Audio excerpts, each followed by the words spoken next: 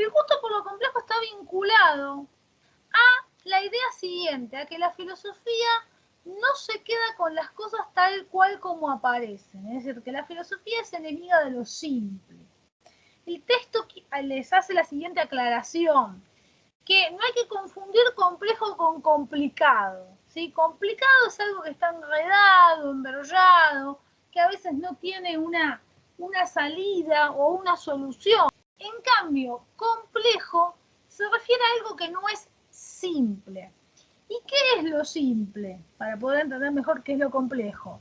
Lo simple es aquello que yo puedo captar con una mirada, que yo puedo comprender, digamos, sin necesidad de hacer un análisis. En cambio, lo complejo, la comprensión del asunto requiere un análisis. Eso es lo complejo, algo que requiere un análisis. Entonces, ¿qué pasa con la filosofía? A la filosofía le gustan las cosas complejas. ¿Qué estudia la filosofía? Bueno, a ver, hay muchas cosas complejas, porque si yo voy a estudiar, supónganse, el aparato respiratorio de un sapo, y es complejo, o de una persona también, es complejo. Y sin embargo, eso no se dedica a la filosofía. Bueno, ¿a qué tipo de complejidad se dedica a la filosofía? Cuando la filosofía estudia lo complejo, se refiere a estudiar circunstancias propias del hombre, fenómenos propios del hombre. Por ejemplo, casarse. El casarse es algo propio del ser humano. ¿Por qué? Y porque el resto de los seres de la naturaleza no tienen leyes. Entonces, por ende, se reproducen, se emparejan algunas especies de animales o insectos, forman parejas, ¿sí? O forman, hay especies que son poligámicas y forman como harenes, ¿no? Sí, tienen sus formas de asociación, vamos a decirlo de esta manera, natural, pero no se casan, no van frente a un juez de paz y le dicen, no, nosotros nos queremos casar. No, esa es una institución propia del hombre, el casamiento. Por dar un ejemplo, a ver, el casamiento es algo complejo, porque hay que ver si tenés edad para casarte. Hay que ver si las leyes te permiten casarte por edad. Y las leyes pueden variar de país a país. Hay que ver si vos no sos una persona que esté incapacitada por las leyes de tu país o por las circunstancias de tu país para aprobar casarte o no. ¿Sí? Supónganse una persona que, por ejemplo, una persona que se considere, o sea, que se la considere, ¿no? Que esté médicamente, ¿no? Y legalmente catalogada como una discapacidad mental, no va a poder decir, bueno, a ver, me quiero casar, voy y me caso. No, vamos a necesitar de la aprobación de ese tutor o curador a ver si aprueba que se case o no, por ejemplo.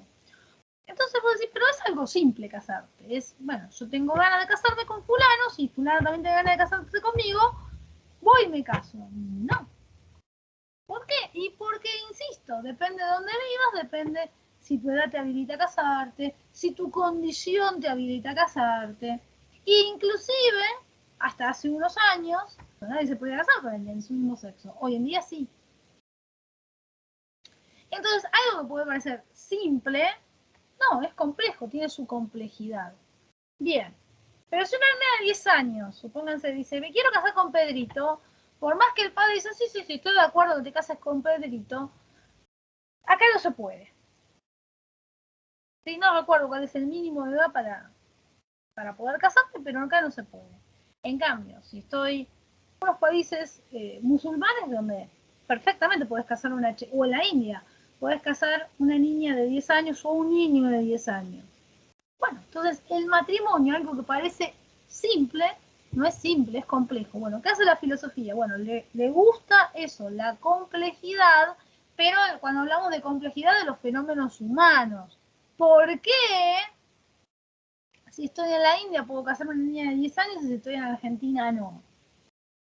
¿Qué es lo que está pasando? Bueno, entender el entramado que lleva a permitir, más allá de que éticamente es censurable, ya lo veremos en la unidad de ética por qué es censurable, y al margen de la tolerancia que haya, ¿no? Con respecto a la diversidad cultural, éticamente sigue siendo intolerable. No se puede justificar. Al margen de eso, yo me puedo preguntar la complejidad que hay en el asunto. Hay una película muy buena que yo siempre la recomiendo y ustedes, bueno, como futuros abogados se las recomiendo con más razón, se llama Divorciada a los 10 años. Que se trata de una nena que la casan a los 10 años y que después ella pide su divorcio. Es una película de ficción, pero, ojo, inspirada en muchísimos casos reales, ¿no es cierto?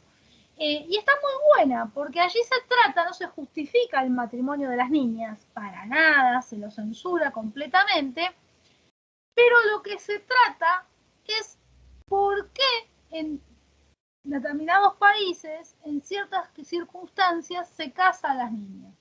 Más allá de que esa costumbre sea censurable, hay un entramado complejo por lo cual existe esa costumbre, que no es una definición simplista de decir, ah, no, pero son todos pedófilos. No, porque no es una cuestión de pedofilia lo que hay allí.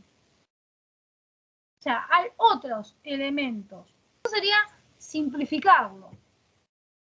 Eso sería querer tratarlo como se trata en Occidente, esa cuestión. Pero en el mundo oriental o en determinadas partes de Oriente, no, hay otras cosas que están interviniendo culturalmente que hace que no lo podamos encajar en la categoría de pedófilo. Y con esto, ojo, no lo estoy justificando porque no se justifica. No es justificable, lo voy a explicar eso en la unidad de ética, por qué no es justificable, pero simplemente refiero a que no lo podemos decir, ah, pero son todos unos degenerados, ah, no, pero son todos unos salvajes, pero son no.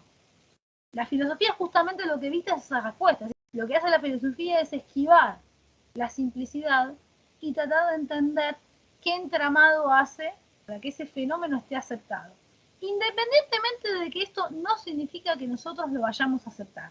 ¿Sí? No porque lo quiera comprender el fenómeno, significa que inmediatamente lo acepto o lo voy a decir, bueno, lo voy a justificar. Decir, bueno, pero hay que entenderlo porque ellos, no. Una cosa no lleva a la otra. Pero el hecho tampoco que no lo vaya a justificar no significa que no trate de entenderlo. Entonces la filosofía trata de comprender, no de justificar. Eso a veces se confunde, porque se asocia comprensión con justificación. O sea, si yo lo comprendo, lo justifico. No, soy maestra de grado. Puedo tener a Pepito que se porta mal, ¿no? Que patea a los compañeros, les tira el pelo, les roba las golosinas. Quiero analizar por qué Pepito tiene este comportamiento. Bueno, resulta que Pepito tiene una situación en la casa complicada. Entonces, bueno, puedo comprender que Pepito está llamando la atención de esa manera. Ahora bien, que yo comprenda que Pepito llama la atención de esa manera porque le pasa X cosa en la casa, no significa que yo vaya a justificar y vaya a decir a todo el resto, bueno, a ver, toleren a Pepito porque Pepito, pobrecito, le pasó tal cosa y entonces por eso ahora no significa eso. La comprensión es comprensión, es justamente el gusto por lo complejo, pero que no requiere necesariamente la justificación.